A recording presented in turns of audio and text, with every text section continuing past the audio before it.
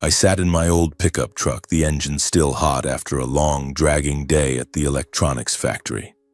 Another late shift with numbers and circuits dancing in my head, refusing to let go. I'm Mason Turner, 35 years old, an ordinary electronics engineer in Richmond, Virginia. My life revolves around wires, circuit boards, and late nights coming home with an aching body. Today it was pitch dark outside, with rain starting to drizzle on the windshield, but I didn't want to go home right away. Home, now just me and the cold, empty spaces. I decided to stop at the small roadside diner, the familiar one with flickering neon lights and the smell of burnt hamburgers. Just a bit of quiet, a quick meal, then I'd head back, curl up under the blankets and try to forget everything. I pushed the door open, the bell jingling like a familiar greeting. The place was nearly empty, just a few truck drivers in the corner sipping thick black coffee. I chose a table near the window, ordered a burger and fries along with a can of soda. I just wanted to sit quietly, watch the rain fall outside the window and let my mind drift aimlessly. My life these past few years had been like an endless loop. Go to work, come home, sleep, and repeat. Everything monotonous, boring, with only the dull ache in my heart that never faded. It had been 5 years since my mother disappeared, the woman who had devoted her entire life to protecting me. I took the first bite of the burger, the salty taste of the meat hitting my nose, but it didn't taste good. On the diner wall, the old TV was crackling with static, the anchor saying something about the weather. I wasn't paying much attention until the news switched to the social segment. Today we're talking about the unfortunate fates of the homeless in Pittsburgh. The female reporter's voice rang out, accompanied by images of pouring rain on the screen. I looked up, not sure why. Maybe because the rain outside was getting heavier, or because I was tired and needed something to distract me. The first images showed elderly people huddled under bridges, clothes soaked through, hands clutching trash bags as blankets. My heart tightened a little. I'd thought about them before, those people forgotten by society, but I'd never stopped to do anything. My own life was messy enough already. Then the camera zoomed in on a group under the Monongahela Bridge. Rain was pouring down like a torrent, thunder rumbling in the distance. The reporter in a bright yellow raincoat was interviewing an old man with a silver beard. But then the camera shifted to an elderly woman sitting alone in the corner. She wrapped a tattered gray scarf tightly around herself, rainwater dripping from her disheveled silver hair. Her face was wrinkled, her eyes empty as they stared into space, and on her lips was a faint, listless smile as if she were trying to hide her pain. My heart skipped a beat. There was something familiar about her, but I wasn't sure. The reporter bent down, microphone close to her mouth. "Can you tell us your name, ma'am? How long have you been here?" She shook her head slowly, her voice weak and trembling. I don't remember. I don't remember anything." Then she paused, her eyes blinking slightly as if trying to rummage through her memories. "Just remember, my son. My son's name is Mason. He's a good boy." My heart stopped. The burger fell from my hand, rolling across the table. Mason, that's my name. And her face. Oh God, the small scar on her left temple. The one from when she fell back when she was a nurse. That heartbreakingly familiar face, though much more gaunt now. It was my mother. Joanne Turner, the kindest woman I'd ever known. 5 years ago, she left home without a word goodbye, leaving only pain for me. I'd searched for her everywhere. Posted flyers, reported to the police, hired private investigators. Everything was hopeless. I thought she was dead, or lost somewhere in this vast world. But now, there she was on TV, homeless under the bridge, huddled in the rain. My heart constricted like someone was squeezing it. My hands trembled, the soda can tipping over, spilling everywhere on the table. "No way," I whispered, my voice breaking. My eyes were glued to the screen, hoping it was just a hallucination. But no, the reporter was still asking her more, and she just shook her head, that faint smile still hanging on her lips. She, my mother, was now a homeless person, battered by the rain, forgotten by the world. Memories flooded back like a torrent. Mom making breakfast for me every morning, Mom wiping my tears when Dad hit me, Mom smiling kindly when I graduated college. How much had she endured so I could have the life I have today? And I'd let her end up lost like this? I bolted out of the diner, ignoring the downpour cascading like a waterfall. The cold rain slapped my face, soaking through my jacket, but I felt nothing but the tearing pain in my heart. The truck engine roared to life, tires spinning on the wet road. Pittsburgh was 6 hours away by car, but I had to go. I had to find her. The journey to find my mother, the one I thought was gone forever, started here. My heart pounded, a mix of excitement and fear. She was alive, but would I make it in time? The highway was pitch black, headlights flashing sporadically on the slick road. I gripped the steering wheel tightly, trying to stay calm, but my mind was spinning. How did she end up in Pittsburgh? How long had she been wandering? Had Alzheimer's made her forget everything? Forget home? Forget me? I floored the accelerator, passing other cars, horns blaring, but I ignored them. The rain grew heavier, visibility blurring, but I couldn't stop. Every second that passed was a second she could be in danger. I pictured her sitting under the bridge, cold, hungry. How had she survived for 5 years? Who had helped her? Or had she been fighting alone? In the heavy silence of the truck cabin, childhood memories suddenly flooded back like an old film reel, faded yet painfully sharp. I saw myself as 8-year-old Mason again, huddled under the kitchen table in the small house on the outskirts of Richmond. It was an old wooden house with a leaky roof every time it rained, and the pungent smell of alcohol always lingering everywhere. My father, John Turner, was a tall but gaunt man with bloodshot eyes from drinking and gambling. He worked as a mechanic at the local garage, but his salary was never enough to cover his losing bets. Every evening, he came home with pent-up anger, unleashing it all on my mother and me. His shouts echoed in my memory. "I slave away to feed you lot, and you dare talk back." Then came the punches, the slaps. I remember one time he shattered my mother's favorite vase, glass shards scattering across the floor, and I screamed in terror. My mother, Joanne, she was the barrier between me and that hell. She endured it silently, her trembling hands picking up the broken pieces, then turning to hug me close. "Don't be afraid, son. Dad's just tired." She hid the bruises under long sleeves, the dark marks I'd accidentally see when she changed clothes. But she still cooked dinner, even if it was sometimes just toasted bread with peanut butter because the fridge was empty. She lulled me to sleep with fairy tales, her voice warm like spring sunshine. "Tomorrow will be better, Mason. I promise." I believed her, because she was everything to me. She worked as a nurse at the local hospital with endlessly long shifts, but she never complained. She stood for hours at bedsides, changing bandages, giving injections, checking monitors, and comforting frightened patients. Then came home and still tried to smile at me. How could such a kind woman end up in that hellish marriage? I once asked her when I was a bit older. She just shook her head. "I love your father and I love you. That's enough." Then the accident happened. I was only 15 at that rebellious age, dreaming of the future. Dad drove home after a drunken night at the bar, crashing straight into a utility pole. He died on the spot, blood splattered across the windshield. I remember the funeral day with drizzling rain just like today. The coffin was lowered into the ground and I stood beside my mother, holding her hand tightly. She didn't cry, just squeezed my hand hard. "Now it's just the two of us, Mason."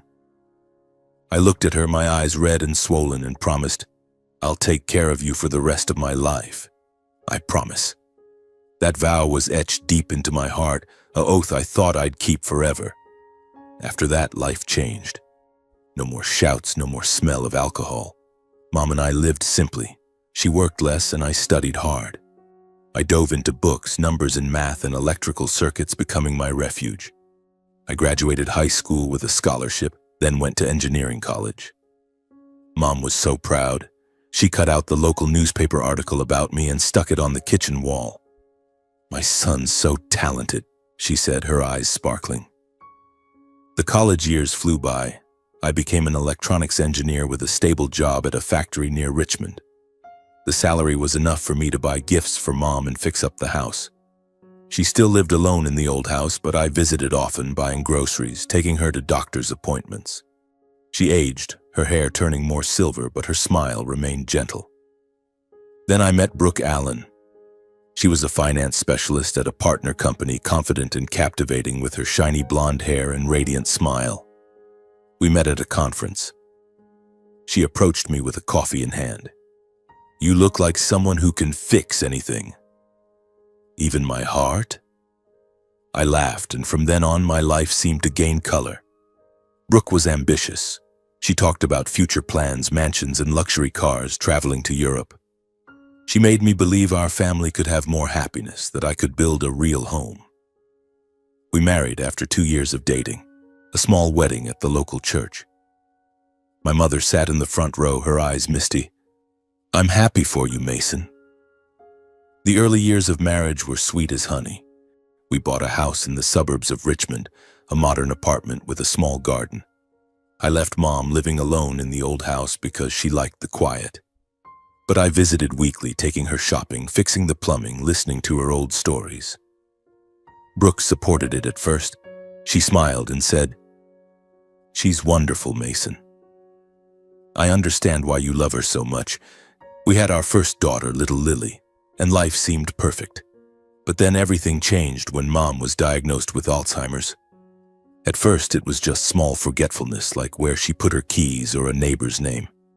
But it got worse. She got lost on her way home, called me by my father's name. I worried, my heart tightening every time I thought of her alone. Mom can't live by herself anymore. I want to bring her home," I told Brooke. She nodded.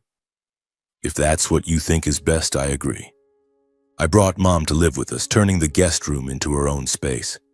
At first, Brooke seemed sympathetic, maintaining politeness. She smiled at her mother-in-law, helped make tea, asked about old times. I believed our little family would stay stable, that love would overcome everything. But Alzheimer's progressed faster than I imagined. Mom started forgetting to turn off the stove, nearly burning the house once. She mixed up times, getting up at midnight to cook. Sometimes she called Brooke by another name, like Susan, her late sister's name. Brooke gradually changed. Her smiles became more forced. She avoided contact, slipping into another room when Mom talked. "She's messing everything up," she whispered to me one evening. "Our house feels like a nursing home now." I tried to explain. "Mom's sick, please be understanding." But Brooke saw her as a burden, disrupting the clean, orderly home she loved. My mother stayed silent, forcing a smile every time she was scolded. She knew, even if Alzheimer's stole her memories, she could still sense the coldness. I saw her sitting alone in the corner of the room, eyes staring into the distance, and my heart ached. I tried to keep the peace, working more to hire help, but my wife's coldness and my mother's decline left me exhausted. I was caught between the two most important women in my life, feeling helpless and stuck. One evening I lay awake, listening to Mom muttering in her sleep and Brooke's sighs beside me. "Choose, Mason. Her or me?" she'd once asked sharply. I didn't answer, just held my head. Life became a silent hell, no shouts like in my father's time, but no less painful. Then that fateful night came. I came home late after a shift, utterly exhausted. The house was unusually quiet, no TV sound that she usually watched, no smell of the herbal tea she liked to brew. I called, "Mom?" Her room was empty, the blankets still warm, as if she'd just gotten up. My heart pounded, panic rising. "Brooke, where's Mom?" She came out from the living room casually. She said she was just going for a walk around here. Probably late, but it was pitch dark, drizzling rain, and Mom never went out alone at night. I rushed outside, running through the neighborhood, calling her name in the rain. "Mom! Joanne!" My voice echoed futilely in the dead of night. I called the police, posted flyers everywhere. Day after day, week after week, but no trace. Joanne never came back. The next morning, I found a letter in her desk drawer, the handwriting shaky. "My dear son, I don't want to be a bother anymore. I don't want to ruin your happiness with Brooke. Live well. I love you." Tears streamed down my face, my hand clenching the paper. She'd chosen to leave so we could be happy. How could she think that? I tormented myself. Why didn't I notice sooner? Why did I let her feel like a burden? 5 years passed like hell. I lived in torment, waking each day with a dull ache. Work became an escape, but at night I lay awake, imagining Mom lost somewhere. Brooke grew more distant, colder than ever. She avoided talking about Mom as if she'd never existed. Our marriage became a shell with only Lily as the fragile bond. I tried for my daughter, but the pain never faded. Now, on the highway, those memories made me tremble. I pulled over to the side for a moment, breathing heavily. The rain still fell and Pittsburgh was still far. I had to get there in time. She was waiting for me, even if she didn't remember. I floored the accelerator again, my heart pounding with anticipation. This journey wasn't just to find Mom, but to atone for the years I'd left her alone. I drove through the night, memories continuing to flood in, remembering the time Mom taught me to fix an old radio, her hands deftly connecting wires. "You'll be better than me," she said. I became an engineer because of her. But what had I given in return, only to let her wander lost? Tears blurred my eyes, but I wiped them away, focusing. The rain eased, dawn breaking. Pittsburgh was near. My heart tightened. Would she still be there? After 6 hours of continuous driving, my body was aching all over. My eyes stinging from lack of sleep, but adrenaline kept me alert, like an electric current running down my spine. I imagined the scene under the Monongahela Bridge, huddled figures, the musty smell of wet concrete, and my mother sitting there, wrapped tightly in her gray scarf. Was she cold? Was she hungry? I pressed the accelerator harder, overtaking a slow-moving truck, the horn blaring behind me. Pittsburgh gradually came into view, tall buildings peeking through the early morning fog. I turned onto the inner-city roads, following the GPS directions to the river area. My heart pounded wildly, anticipation making it hard to breathe. Finally, I arrived under the Monongahela Bridge, the spot where the news report was filmed. I parked hastily, slamming the car door, and rushed out into the chilly air. The atmosphere was heavy, a mix of garbage and river water scents. The group of homeless people sat scattered under the massive bridge pillars, some burning fires for warmth from cardboard boxes. I scanned around, my heart tightening at the sight of gaunt faces and vacant eyes. "Mom! Joanne Turner!" I called softly, my voice trembling, afraid of startling them. I approached closer, repeating her name, but only got weary headshakes or indifferent glances in return. No response from my mother. She wasn't here. My heart sank, fear surging. Had she moved on? Or worse, had she... No, I didn't dare think it. I rummaged through my wallet, pulling out an old photo of my mother, the one where she smiled gently in the home garden 5 years ago. Holding it up, I went from person to person. "Have you seen this woman? She's my mother." An elderly man with a silver beard leaning against a bridge pillar with a tattered blanket looked up. His eyes narrowed, then suddenly widened. "Oh, her? The old lady with the gray scarf, right? She passed out a few hours ago, collapsed on the ground. People called an ambulance and they took her to the hospital." My heart raced, a mix of excitement and fear. "Which hospital? Please tell me." He pointed toward the city center. "Presbyterian Hospital, about 10 minutes' drive from here." I thanked him profusely, shoving a bill into his hand, then dashed back to the truck. The engine roared and I sped through the streets, nearly running a red light. Presbyterian Hospital, that was my last hope. Was she okay? Or was I too late?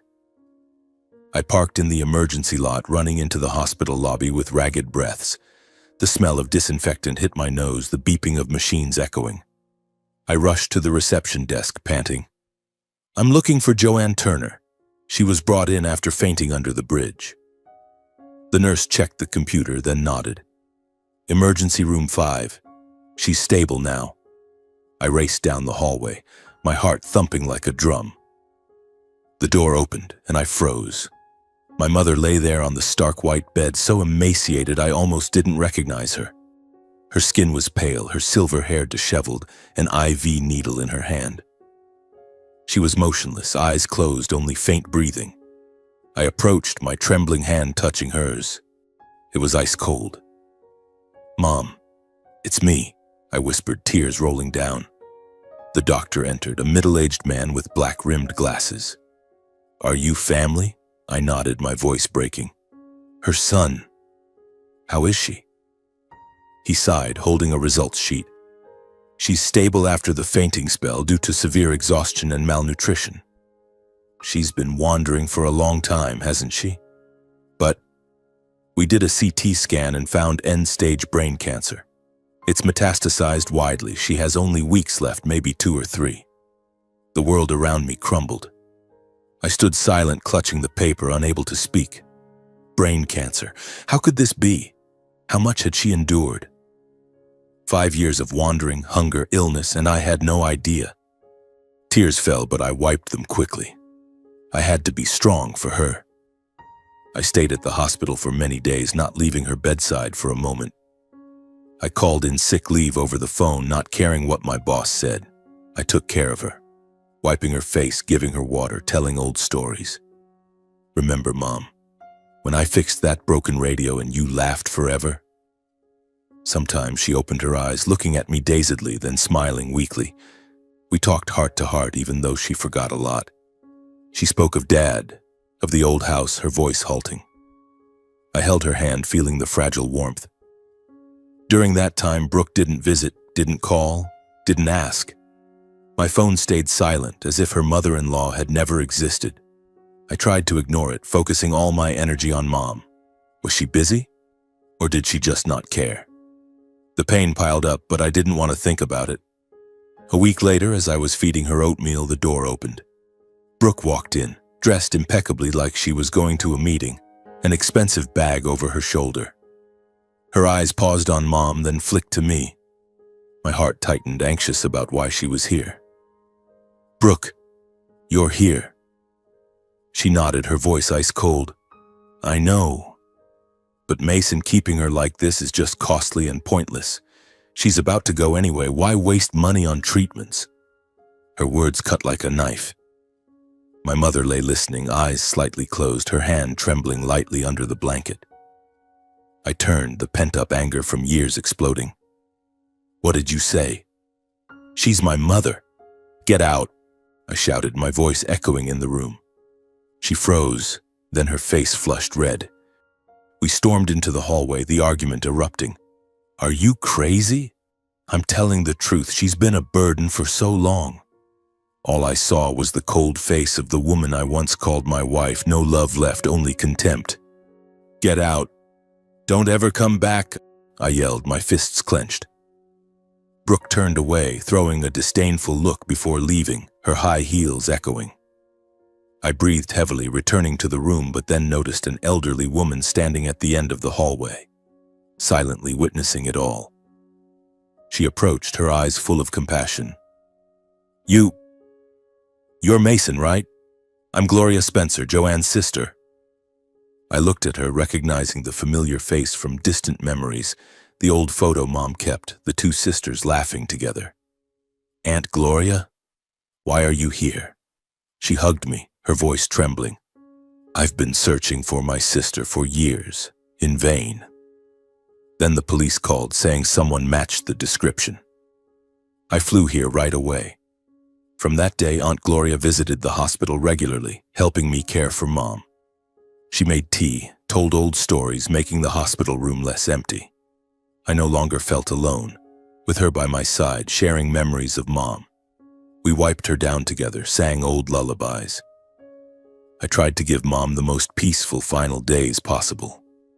Sometimes Joanne looked at me without recognizing who I was, calling me by a strange name.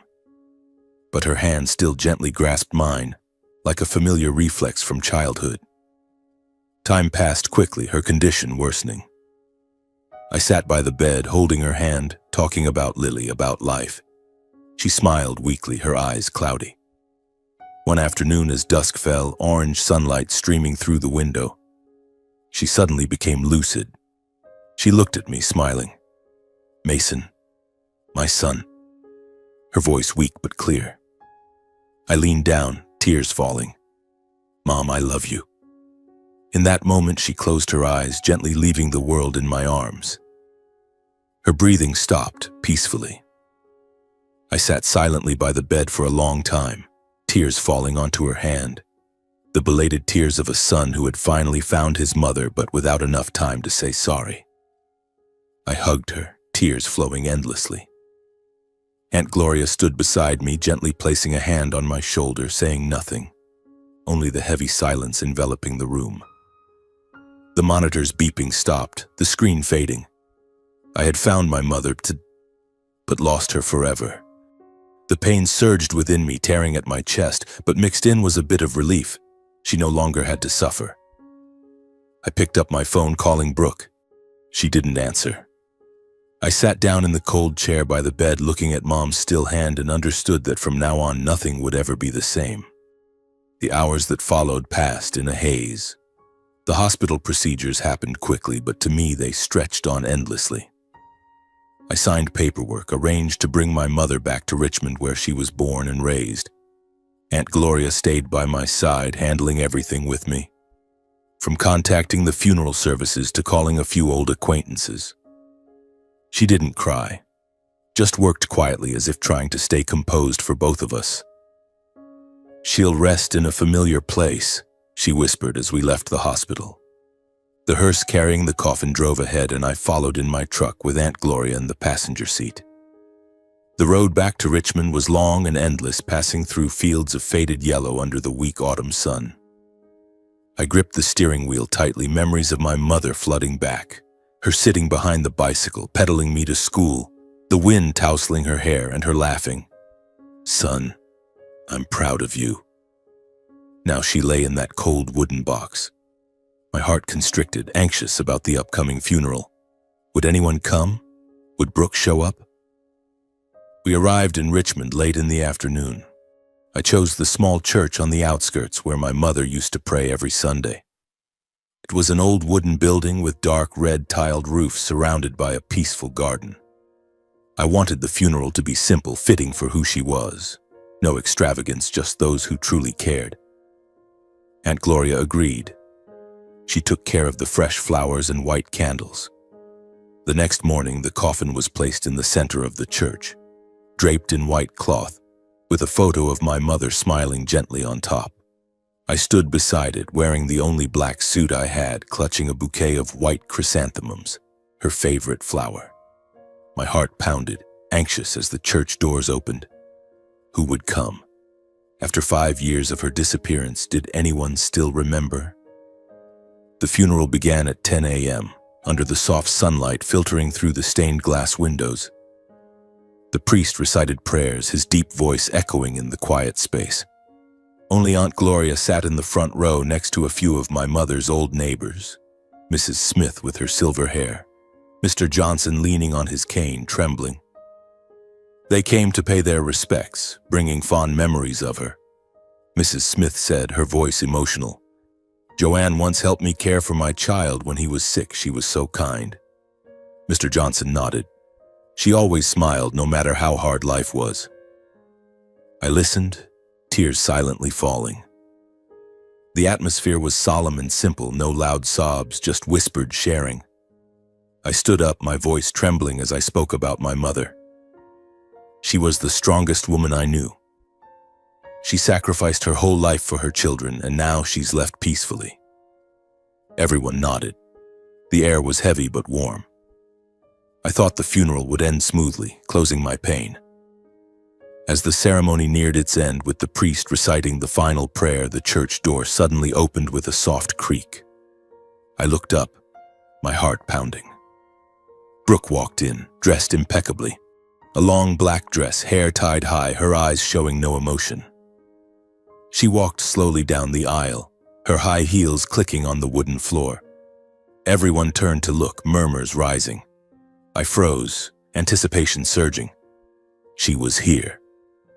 Was it to offer condolences? For a moment, I imagined she came to share the loss, to hug me and say, "Are you okay?" After years of coldness, perhaps my mother's death would change her. I stood still, waiting, my heart thumping like a drum. But no. Brooke stopped in front of the coffin, looked at my mother for a moment, then turned to me, her flat voice echoing in the silent space. "Your mother's passing is probably for the best, Mason. No longer a burden to her children." Her words exploded like a bomb, resounding in the quiet church. The funeral atmosphere fell dead silent, only faint murmurs from the others, Mrs. Smith covering her mouth, Mr. Johnson shaking his head. I was stunned for a few seconds, my ears ringing, the world around me blurring. Those words, how could she say them?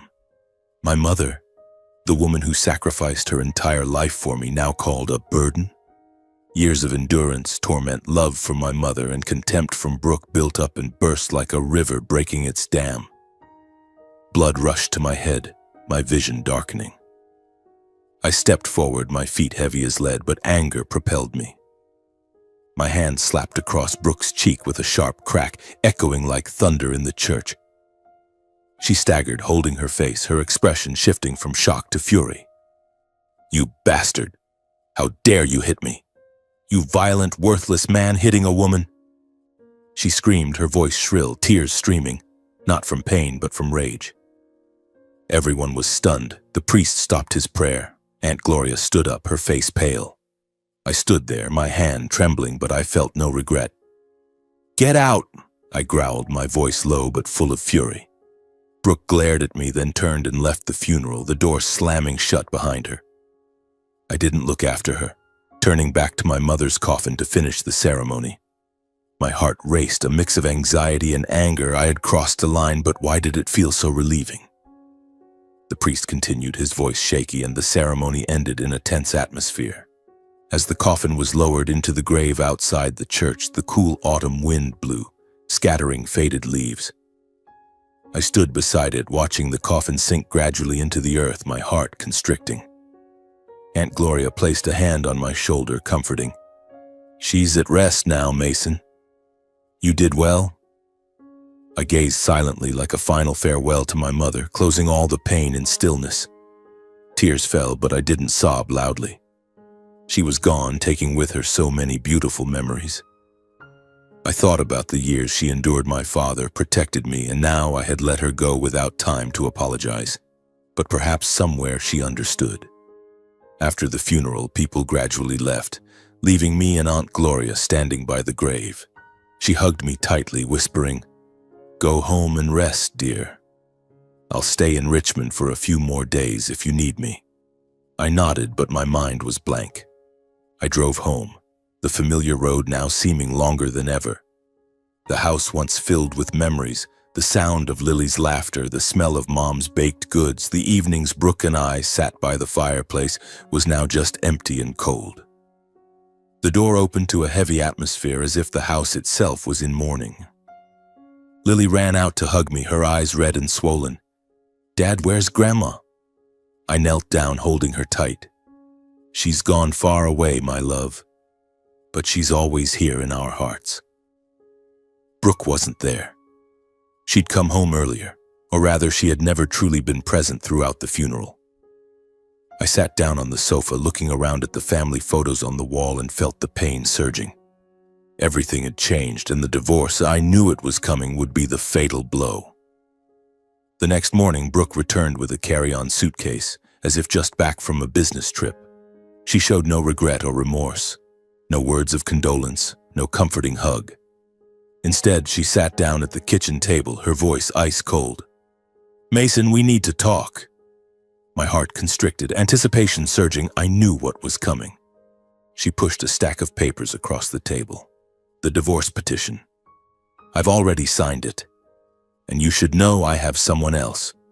He understands me better than you ever did." Her words cut like a knife. A lover? It turned out the rumors I'd vaguely heard were true. She openly admitted to him as if there was nothing to hide. I looked at the document, her signature sharp and precise, and felt the world collapsing. 5 years of marriage, 1 child, all shattered just because of accumulated bitter words and coldness. I didn't yell, didn't argue. I just nodded. "Fine. We'll handle it legally." The meetings to finalize the paperwork became hell. We met at the lawyer's office, the air stifling with the smell of old paper and stale coffee. Brooke didn't stop humiliating me, her shrill voice echoing, "You're a failure, Mason." Always clinging to the past, to that old hag of a mother. She was a stain that embarrassed me in front of my friends. Her words stabbed my heart like needles, a mix of anxiety and anger surging. A stain? My mother, the woman who sacrificed her entire life, called that. I remembered memories of her sitting and mending clothes for Brooke, smiling kindly despite her coldness, but I didn't respond. I just silently signed the papers, finishing the divorce proceedings as quickly as possible. Each meeting I gritted my teeth and endured, thinking of Lily waiting at home. "Dad, why is Mom angry?" she asked, and I just hugged her without answering. But my silence only fueled Brooke's hatred more. She was like a provoked beast, her eyes glaring every time we met. "You think silence is clever? You'll lose everything." She hired an expensive lawyer, a slick man with a fake smile. The lawsuit hit the court like a storm, demanding all the assets, the house, the car, even the savings I'd set aside for Lily. And worst of all, custody of our child. My heart pounded wildly as I read the petition, anxiety making it hard to breathe. How could she? Lily was everything to me. She slept on my shoulder every night, telling stories about school with bright eyes. But Brooke didn't stop. The lawsuit accused me of being abusive, irresponsible, with income insufficient to care for our daughter. Abusive? Because of that slap at the funeral. I remembered that moment, the anger exploding, but it was the only time I'd lost control. Now it had become a weapon against me. Then came the fabricated evidence. Brooke made it up. Photoshopped images where my face was pasted into scenes of violence, and edited audio recordings where my voice was distorted into crude words. I was stunned when I saw them in court, my hands trembling as I held the papers. Everything was twisted into a different story. I was no longer the dutiful son, the devoted father.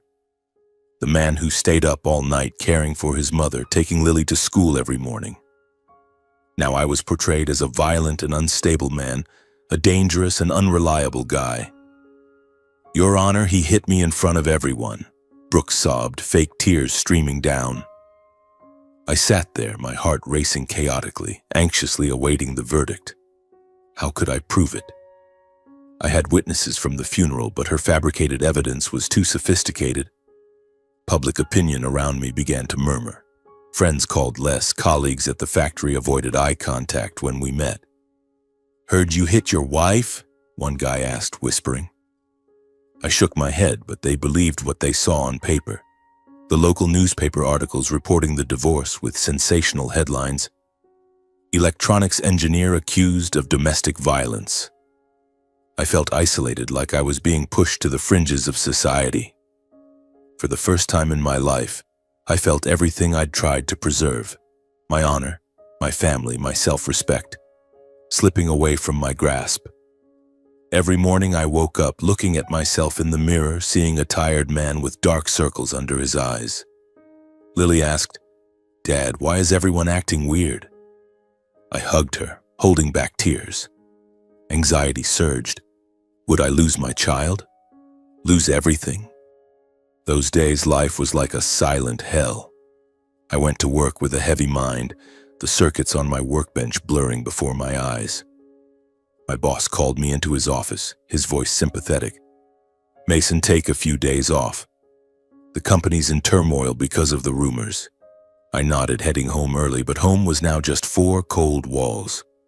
Lily played alone in the living room, the old doll her grandmother had given her lying discarded on the floor.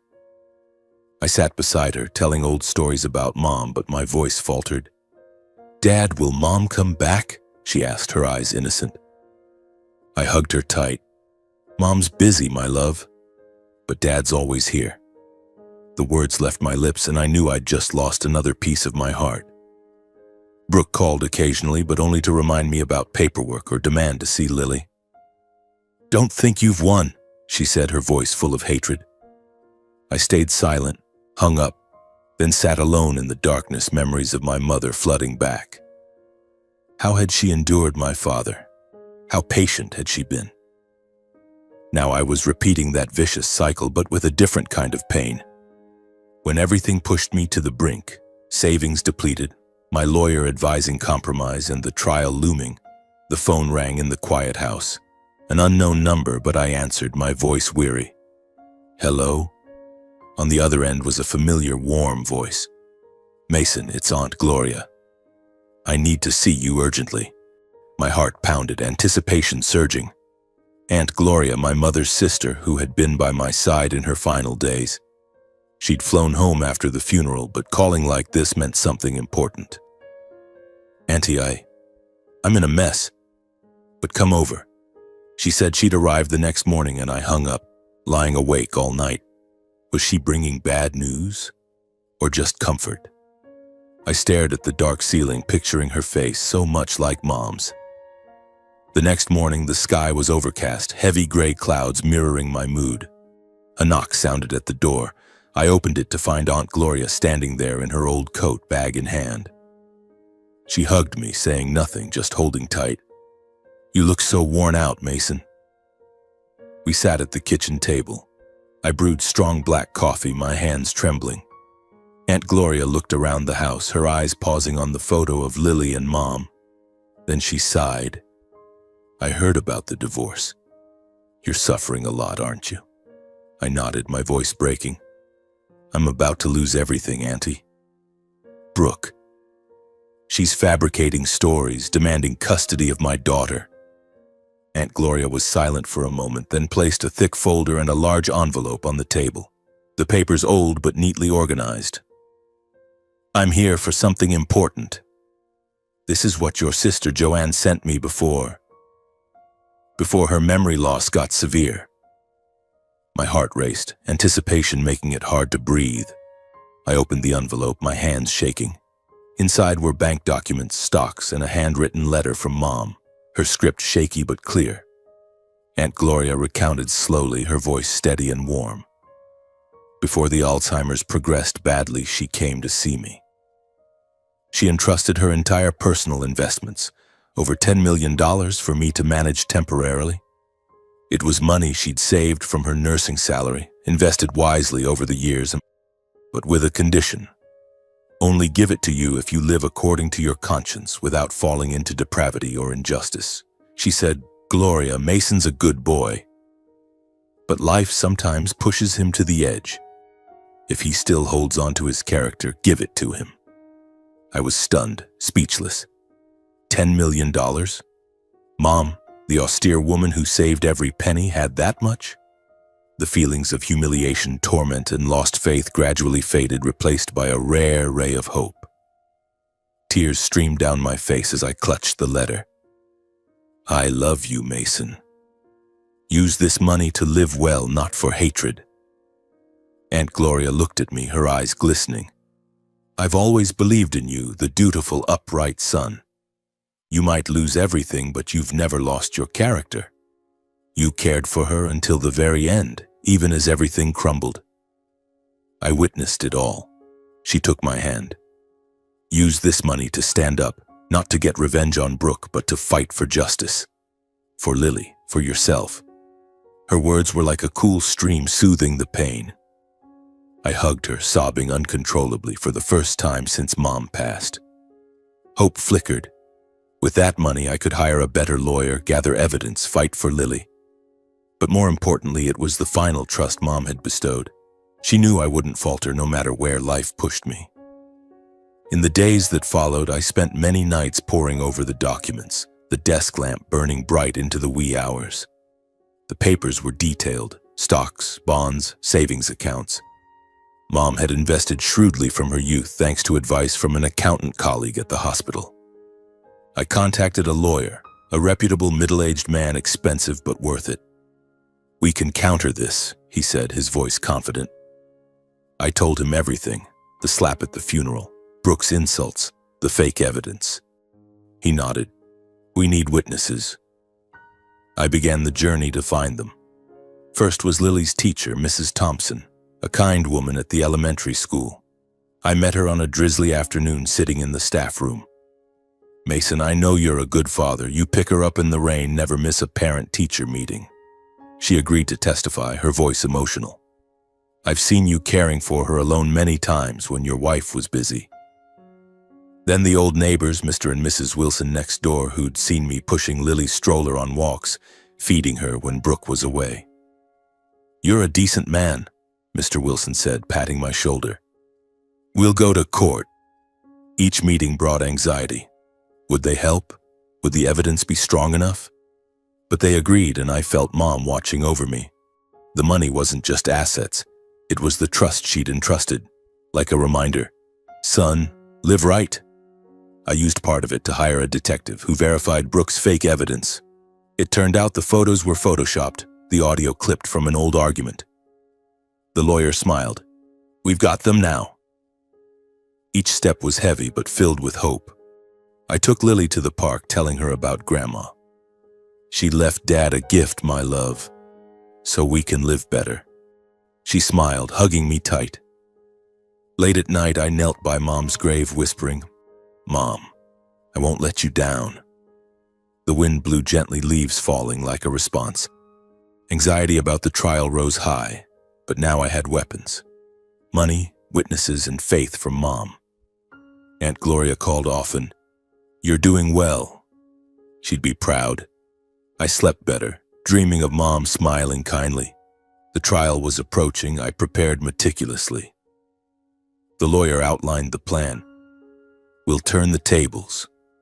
I nodded, my heart pounding. Brooke didn't know about the money. She thought I was weak. But now I was ready. Hope glimmered, dispelling the darkness. Mom had saved me from beyond the grave.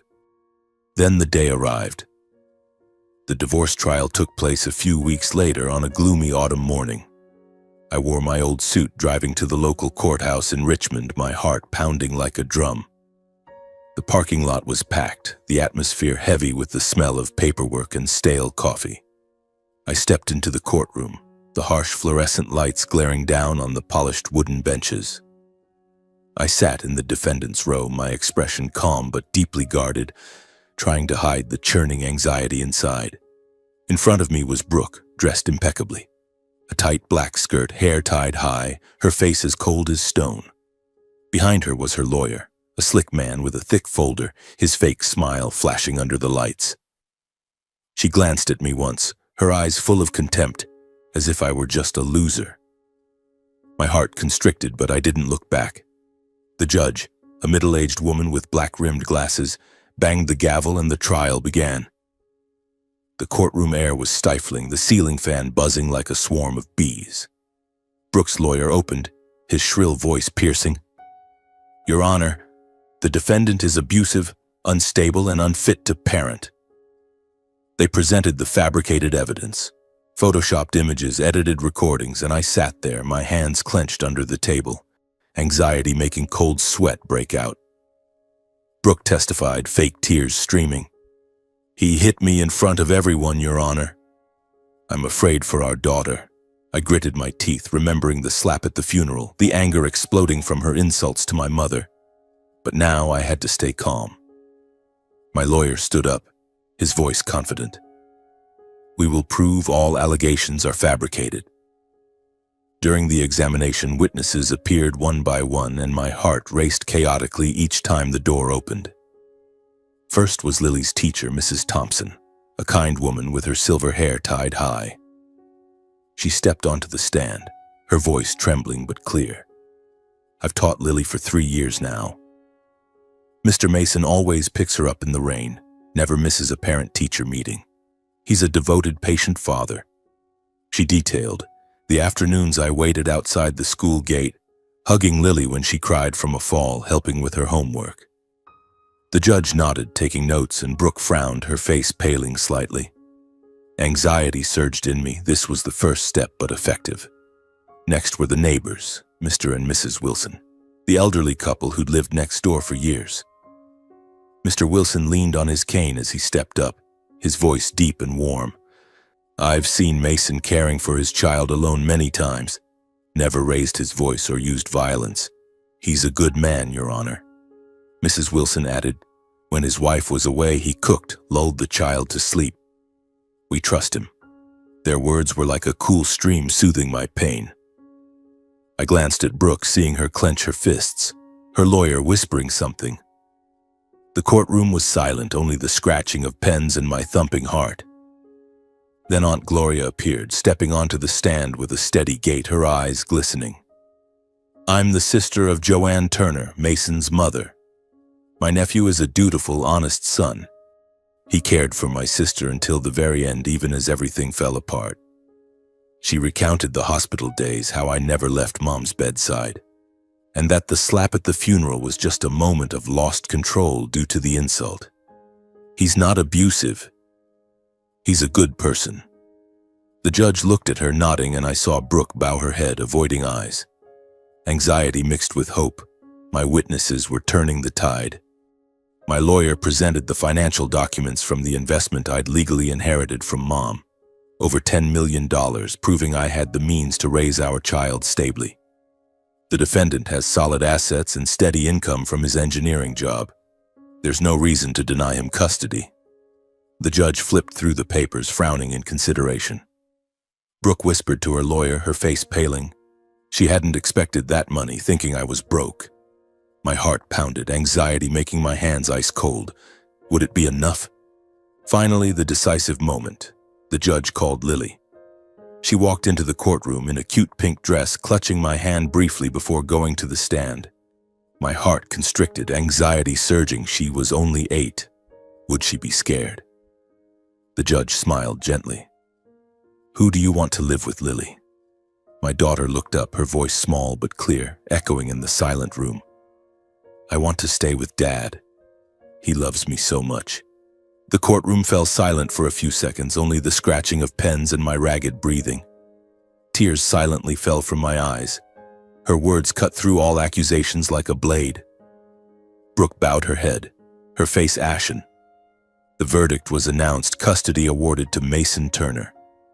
I closed my eyes, taking a deep breath, as if the burden of years had finally been lifted. My legs trembled, but my heart felt light. The judge banged the gavel. "Case closed." Brooke stood, her face pale, lips pursed. She said nothing, just turned and left the courtroom amid everyone's stares, quietly, small, and defeated. Her lawyer awkwardly gathered his files while I hugged Lily tight, tears falling. "Dad won, my love." Aunt Gloria patted my shoulder, her eyes misty. "She'd be proud of you." After the trial, life changed. I sold the old house full of painful memories and bought a small apartment in the suburbs of Richmond with a lush green garden and a room for Lily. Our father-daughter life was simple but peaceful. Mornings dropping her at school, afternoons cooking, evenings telling stories about Grandma. No more tension, no more worries. Lily smiled more, drawing pictures of happy family and just Dad and her. I returned to work, colleagues congratulating. "Congrats, Mason. You deserve it." The rumors died down, public opinion shifting to support me. But I didn't care. I had Lily and Mom's legacy. Aunt Gloria visited often, bringing treats and stories about Mom, the woman who'd endured a lifetime just to leave her son lessons in love and kindness. She'd sit in the backyard under the autumn trees saying, "She once told me, love isn't possession but sacrifice." I listened, my heart warm, feeling Mom still beside me. Afternoons like that gave life more meaning, dispelling old pains. Then one autumn afternoon, as golden leaves fell outside the window, the doorbell rang. I opened it and froze. Brooke stood there, her face haggard, hair disheveled, eyes wet. She'd lost weight, her old dress mud-stained as if she'd walked a long way. My heart constricted, anxiety surging. What was she here for? Brooke's voice trembled, tears streaming. "Mason, I'm sorry. My lover left me. I want to reconcile. Give me a chance." Her words were like a whisper, full of desperation. I stood still, looking at the woman who was once my wife, my face no longer angry, just utterly cold. Memories flooded, years of coldness, bitter words at the hospital, at the funeral. She'd pushed me to the brink, now returning because she was alone. I stepped closer, my gaze direct, eyes sharp as a blade. Brooke bowed her head, tears splashing onto the floor, her hand trembling as she reached for mine. But I didn't extend my hand. My voice was curt, low and firm, echoing in the quiet space. Whatever was between us died the day my mother was buried. Leave, Brooke. She froze, trembling with fear and shame, her face paling. I turned back inside, the door closing behind me with a sharp slam, ending any chance of return. Through the crack I heard her sobbing, but my heart didn't stir. She had taught me. Love isn't enduring forever. I hugged Lily, whispering, "We're okay now, my love." Life continued without the shadow of the past. The months following the trial passed like a gentle river, sweeping away the fragments of old pain. I felt reborn, lighter, though the scar in my heart remained, a dull reminder of those hellish years.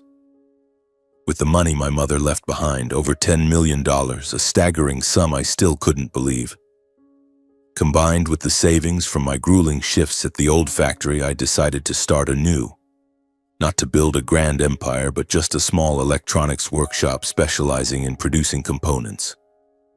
I rented an old warehouse on the outskirts of Richmond, a peaceful spot with lush green fields and birdsong every morning. The workshop wasn't large, just enough space for a few basic machines, workbenches, and a small office corner. I personally repaired the wiring, assembled tables and chairs, and painted the walls a soft gray. Mom's favorite color, as she said it brought peace. Each time I held a wrench to tighten a screw, I remembered the afternoons when Mom taught me to fix an old radio. Her hands deftly connecting wires, her voice warm. "Son, patience is the key." Now I was using those very skills to build my future.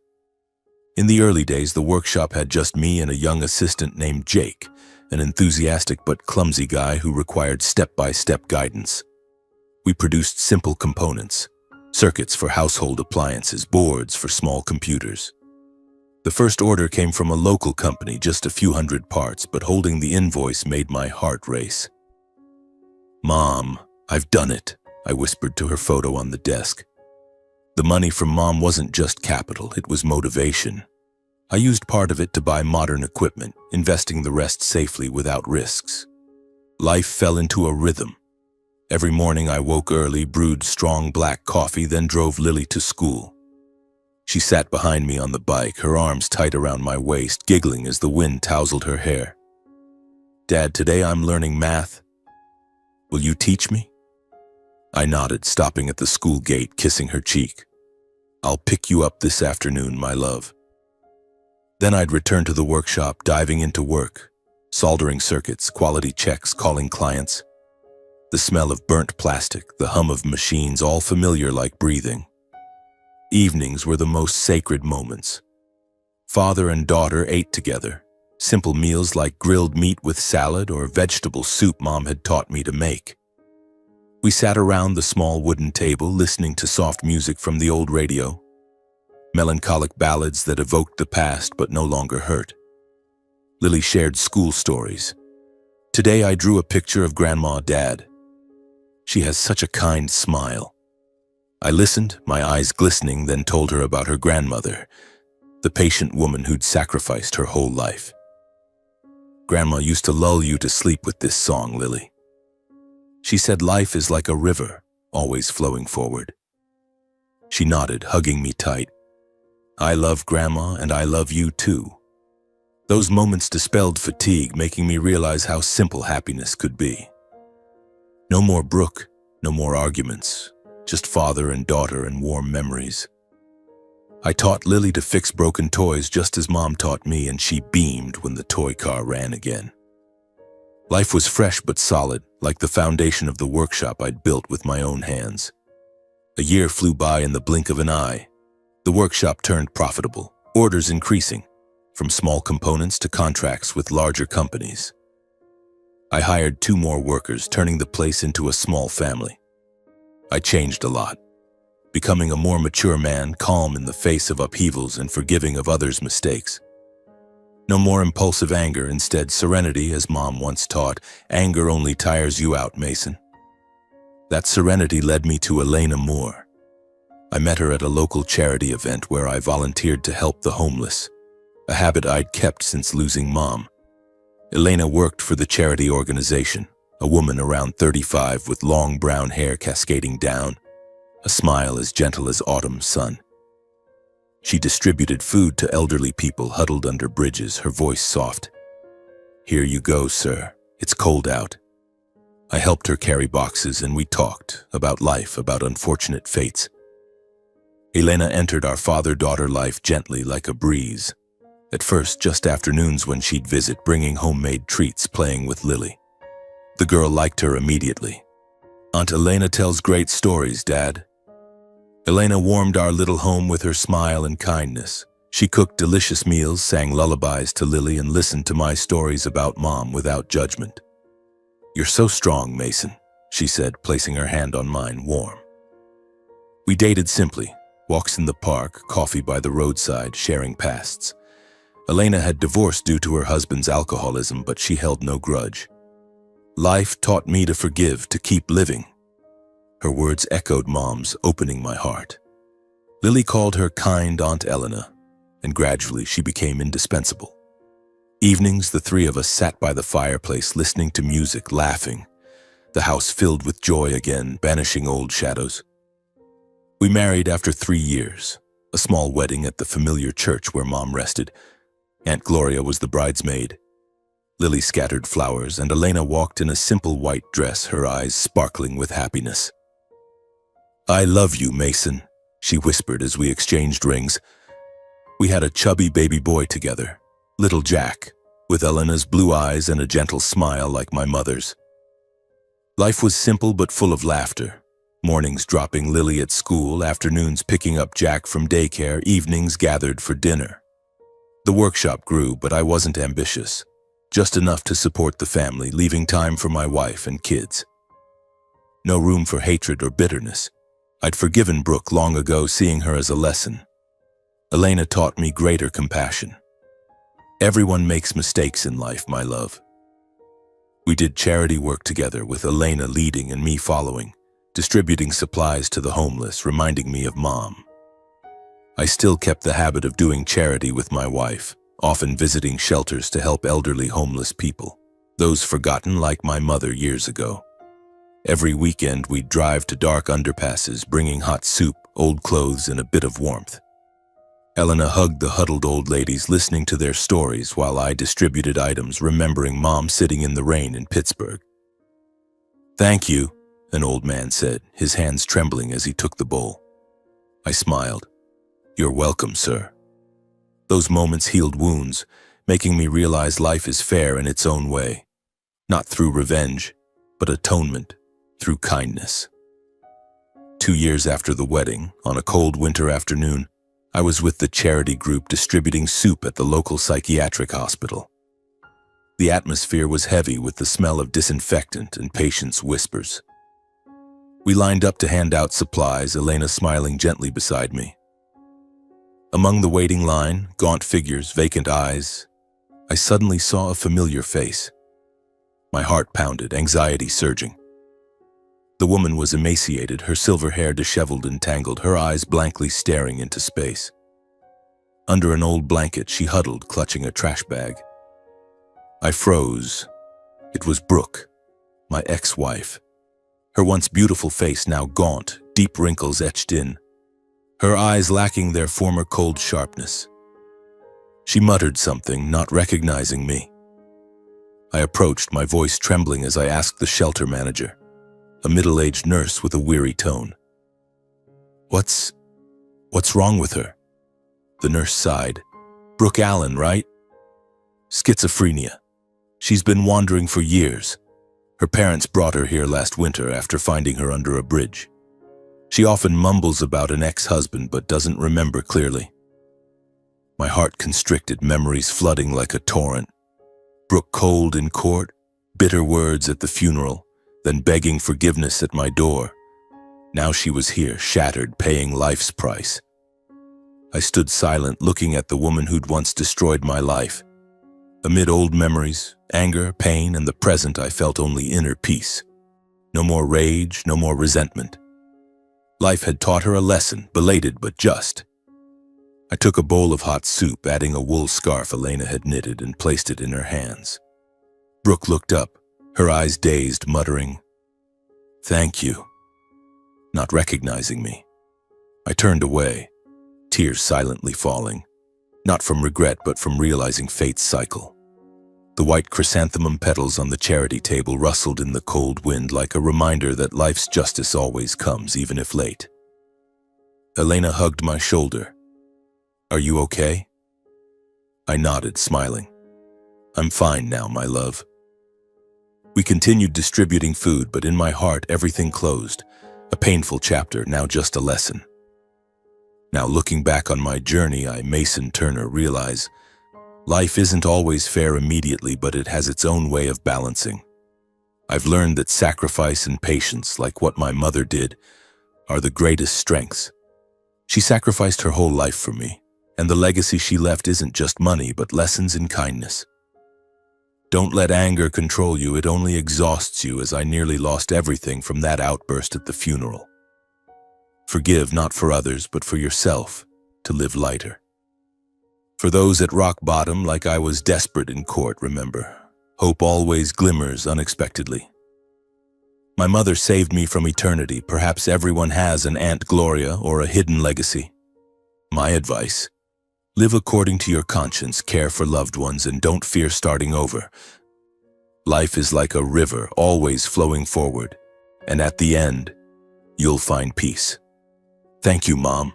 Thank you, Elena. Thank you, Lily and Jack. You are everything.